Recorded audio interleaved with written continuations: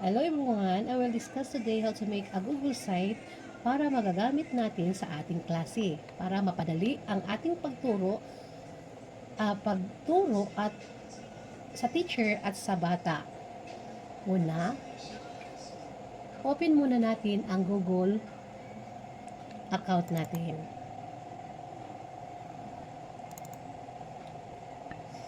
So, ginamit ko yung DepEd account. Tapos, you can access Google site by clicking the dot beside your account. O yan, may mga dot-dot. So, i-click natin yan. Tapos, hanapin natin ang Google site. Okay, pwede natin i-click dyan. I-click natin. Or, pwede din sa search bar. Search bar. Ayan. After opening Google site, you can start by creating a new document. So, may blank site dyan, i-click natin. Gagawa tayo ng document. First, you open Google site and click the blank. Then go to the home page and change the title of your school. Change the title. Okay, palitan natin ang title. Halimbawa,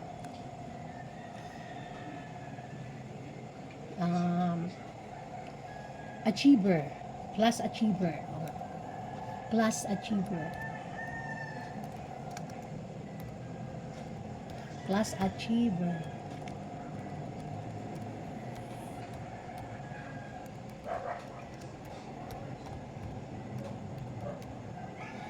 Then, okay, pwede natin i-stretch. Okay,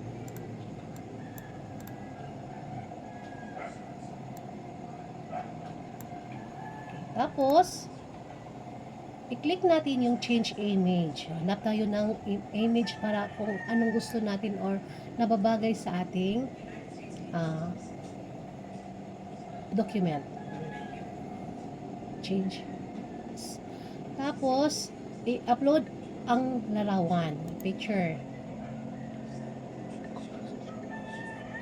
Then, click the Google image. Search natin kung ano ang gusto nating i-background sa ating document. Example is, yung classroom natin. Type natin classroom. Hanap tayo ng gusto natin. Okay, insert. Click the insert the picture. Okay. Yan. So, nakasulat yan, Class Achiever at ang kanyang background ay classroom. Next, you click the add logo and go to announcement banner and short welcome message. Okay, punta tayo sa announcement. Okay, anong gusto natin ang ilagay dyan? Announcement. So, isulat natin dyan is pwede welcome to Class Achiever website. Para mapadali ang para madali nila makita kung ano ang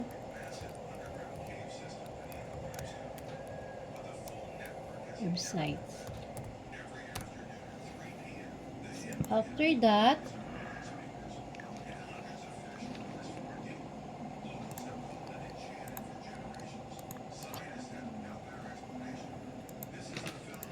choose color. Okay. Then, after that, you can choose to add a short message welcoming users. Choose to add a short message welcoming users.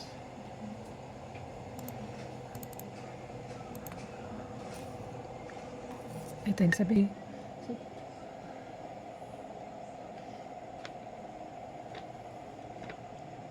After that, you can choose to add a short message welcoming users. So, i-click welcoming users message.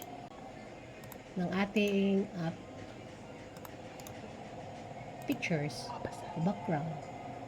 Okay, welcome to our official class website. This is created to share more announcements, subject materials, and activities. They update and explore our learning journey. Okay. And after making the home page, you can go to the page tab and click plus to create a new page called About Us. So, dyan natin ilalagay ang ating mga announcements, mga classroom policies. Then you can open the page and insert a text box. Okay. So, dyan. So, you can write the school. Okay, pwede natin isulat dyan ang classroom policies, school policies, mga announcement ng ating klase, activities, and classroom activities or school activities. Tapos, yung mga lessons na nadidiscuss natin.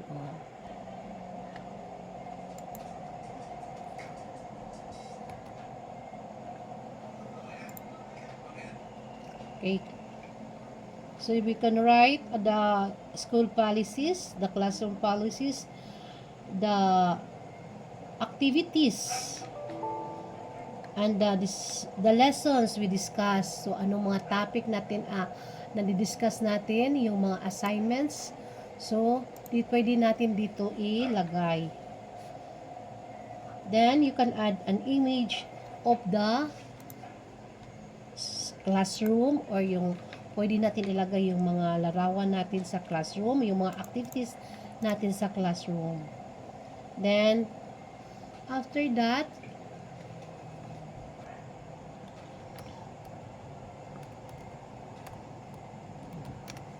lagay natin yung image. Kahit na anong image niyan, yung mga activities sa classroom at saka sa school. I-click, tapos i-click ang insert. So, yan. So, makikita natin kung ano ang ginagawa natin or activities sa ginagawa natin sa ating classroom. Then, finally, so marami pang mga pwede tayong ating magawa or ating pwedeng ilagay dyan para makita ng mga learners kung ano ang mga ginagawa namin, yung mga needs sa classroom.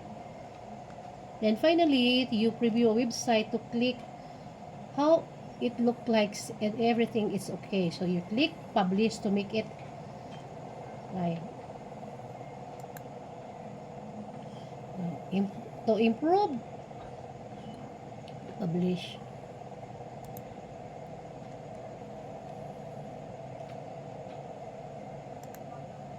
Preview. Publish. Okay. Class Achiever. Okay.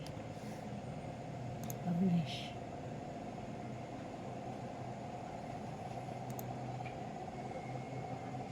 Okay, yan.